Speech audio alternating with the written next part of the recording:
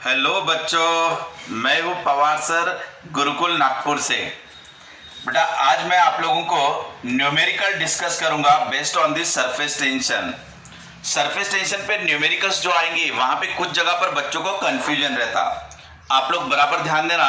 मैं आपको 6-7 अलग अलग न्यूमेरिकल्स बताऊंगा जो सरफेस टेंशन के ऊपर आ सकते हैं। ऐसा मैंने लिक्विड कंसिडर किया कंटेनर में। अगर बेटा यहां पर कोई भी रॉड ऐसा ले लिया, एक हल्का सा निडल ले लिया, ये ऐसे निडल कंसिडर कर रहे हैं हम लोग।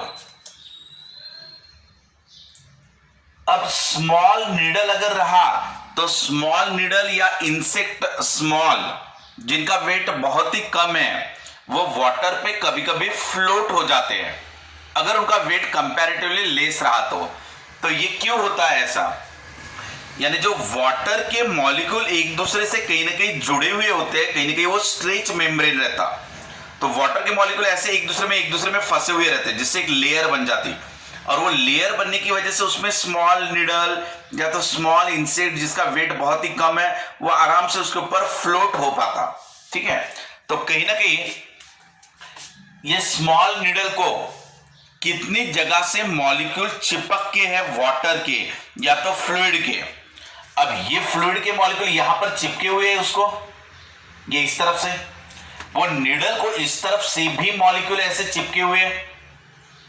तो अगर मैं निडल की लेंथ मान लेता हूं L be the length of the needle, तो बेटा ये निडल के इस तरफ के लेंथ से भी मॉलिक्यूल अटैच है और इस तरफ से भी लिक्विड मॉलिक्यूल अटैच है उस निडल को। तो दोनों तरफ से उसको फोर्स आराम से एग्जर्ट करेंगे सरफेस टेंशन वाला।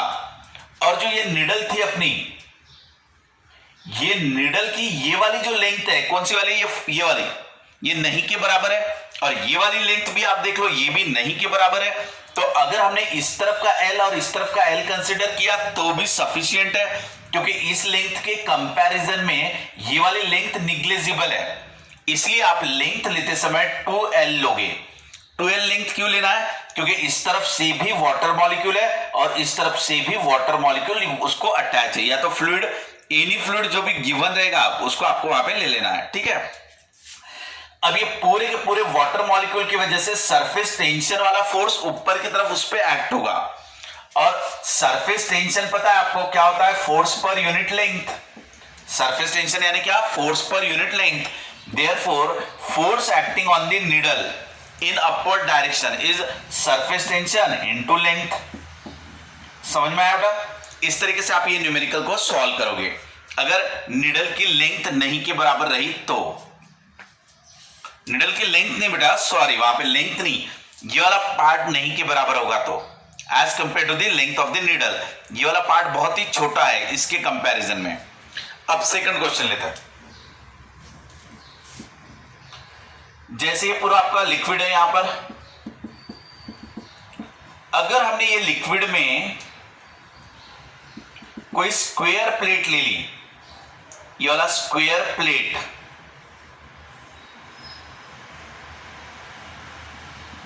ठीक है,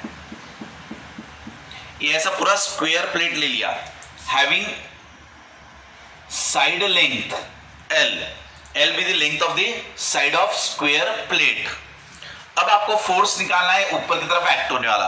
सो फोर्स कैसे निकालोगे? सरफेस टेंशन इनटू लेंथ करके।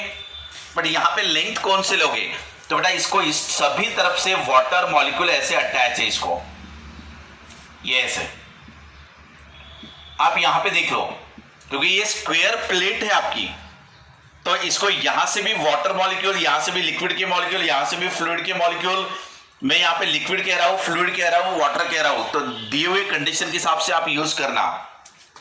तो इसको ये सभी पार्ट से लिक्विड अटैच है, लिक्विड मॉलिक्यूल अटैच है, इसीलिए ये पूरी की पूरी लेंथ आपको कंसीडर करना पड़ेगा। यानी ये जो लेंथ रहेगी वो आपकी 4L रहेगी। तो इस तरीके से आप स्क्वायर प्लेट वाला न्यूमेरिकल सॉल्व करोगे। अगर ये स्क्वायर प्लेट ना देते हुए स्क्वायर फ्रेम कह दूं मैं, अब आप कॉन्सेंट्रेट करो बेटा, सभी ने अच्छे से ध्यान देना है। अब हम लोग स्क्वायर प्लेट ना कहते हुए स्क्वायर फ्रेम कह रहे हैं। तो ये फ्रेम ऐसे ले लूंगा मैं,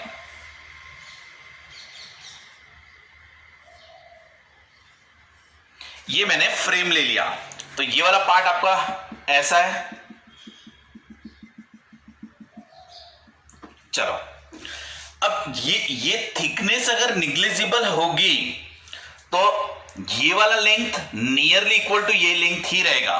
तो साइड का लेंथ अगर L कह दिया तो वाटर मॉलिक्यूल या लिक्विड के मॉलिक्यूल यहां पर अटैच है, कांटेक्ट में है, उसके स्क्वायर फ्रेम के कांटेक्ट में। तो वाटर के मॉलिक्यूल ऐसे पूरे तरफ से कांटेक्ट में है, बाहर से भी, और साथ ही साथ वाटर मॉलिक्यूल या लिक्विड के मॉलिक्यूल अंदर से भी अटैच है चारों तरफ से ऐसे। तो इसीलिए आउटर साइड वाले पूरे 4L लोगे आप, प्लस ये अंदर में जो लेंथ होगी ये भी पूरे लोगे आप, क्योंकि यहां पे भी वाटर उसको अटैच है, तो ये भी 4L आप लोगे। समझ में आ रहा है? अगर ये लेंथ अलग अलग रही, अगर ये L है मान लो और अंदर का लेंथ L डैश है, सो अंदर का लेंथ अगर L डैश रहा तो आप यहां पे L डैश लिख देना, अगर दोनों लेंथ अलग अलग रही तो। बट ये वाली लेंथ और ये वाली लेंथ अगर इक्वल है तो ये 4 टाइम्स हो जाएगा बाहर का और 4 टाइम्स हो जाएगा अंदर का, यानी 8 टाइम्स L हो जाएगा। ये हो गया फ्रेम के बारे में। नाउ नेक्स्ट,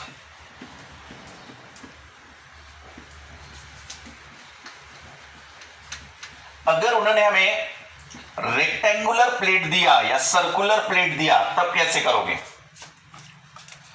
दो कंडीशन ले लेते हैं, एक ये वाला और एक ये वाला ले लेते हैं। बराबर ध्यान बनाए रखना बेटा। अब हम लोग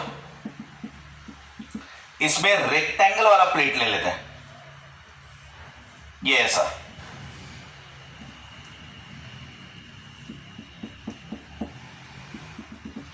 ये प्लेट आपकी रेक्टेंगल वाली है बेटा। ये जो रेक्टेंगुलर प्लेट है ये यहां पे भले ही आपको अंदर थोड़ी दिख रही है, लेकिन ये अंदर नहीं है, ये सरफेस पे है।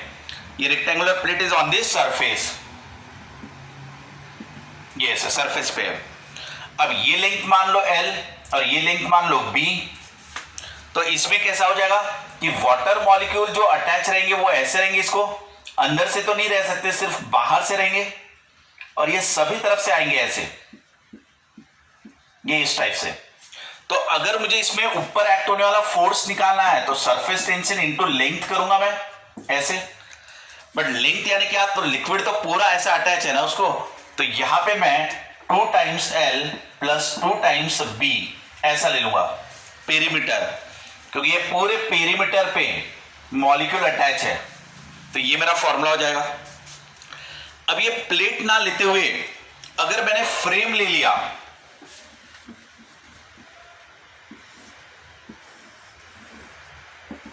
चलो बराबर ध्यान दो बेटा, इस तरफ कंसंट्रेशन बनाए रखना। अब ये मैं ले रहा हूं बेटा फ्रेम, ये ऐसे।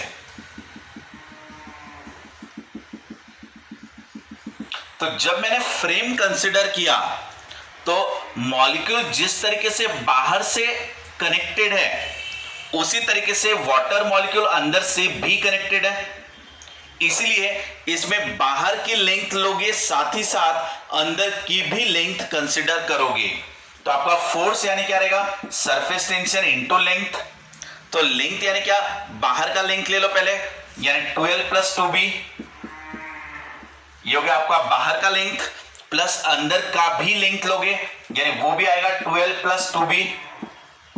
अगर ये थिकनेस निग्लिजिबल होगी, ये विड्थ आपकी निग्लिजिबल होगी, तो ये लेंथ इक्वल रहेगी। अगर इक्वल ना रहे तो डैश डैश कह देना, जैसे अंदर की लेंथ L डैश, बाहर की लेंथ L, ये बाहर की लेंथ B तो अंदर की लेंथ B डैश। अगर इक्वल रही तो इक्वल ले लेना। तो ये हो गया आपका किसके लिए? रेक्टेंगुलर फ्रेम के लिए। अब हम लोग इंपॉर्टेंट टाइप ले लेते, उसमें सर्कुलर प्लेट वाला।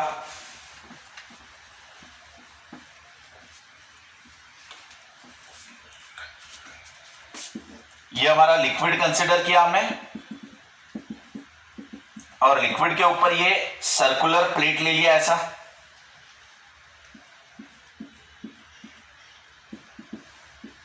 ये आपकी सर्कुलर प्लेट हो गई। बेटा ये सर्कुलर प्लेट को मॉलिक्यूल ऐसे अटैच रहेंगे,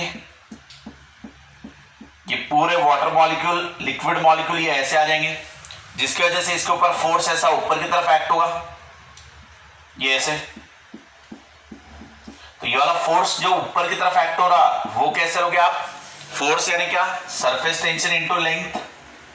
और यहां पे जो वाटर अटैच हुआ है इसको, उसकी लेंथ कितनी आएगी? सर्कल की लेंथ, सर्कल का circumference, that is 2 pi R. ये ऐसा हो जाएगा। वो आर यानी क्या? रेडियस। ये डिस्क का रेडियस आर रहेगा। अगर हमने सर्कुलर प्लेट ना लेते हुए सर्कुलर फ्रेम लिया होता है ऐसा, तो ये हो गया आपका फ्रेम। तो इस पे जो फोर्स एक्ट हुआ होता वो कैसे लिया होता? तो बाहर का भी 2 पाई आर, क्योंकि बाहर से तो वाटर मॉलिक्यूल कनेक्टेड है, साथ ही साथ अंदर से भी वाटर मॉलिक्यूल कनेक्टेड हो जाएंगे। सो 2 पाई आर बाहर का भी लोगे और 2 पाई आर अंदर का भी लोगे। सो ये 2 pi are plus 2 pi are ऐसा हो जाएगा। यानी बाहर की भी और अंदर की भी। अगर ये विड्थ आपकी बहुत ही कम है, तो अगर इनकी रेडियस अलग अलग रही, जैसे ये रेडियस R1 है, ये रेडियस R2 है, अगर इनकी रेडियस अलग अलग हो गई तो ये R1 R2 लिख देना। समझ में आ रहा है बेटा? ये सब आपके अलग अलग टाइप्स है न्यूमेरिकल्स के, सरफेस टेंशन के ऊपर। अभी हमने जितने भी 7-8 टाइप के एग्जांपल्स लिए, ठीक है, वैसे ही कंसेप्ट को आप अलग अलग न्यूमेरिकल्स पे अप्लाई करते जाना। मेरे ख्याल से अभी आपके पूरे कंसेप्ट क्लियर है कि इसके ऊपर न्यूमेरिकल्स कैसे सॉल्व करना है। ओके बेटा, आप लोग इसकी प्रॉपर प्रैक्टिस करना, रिवीजन करना।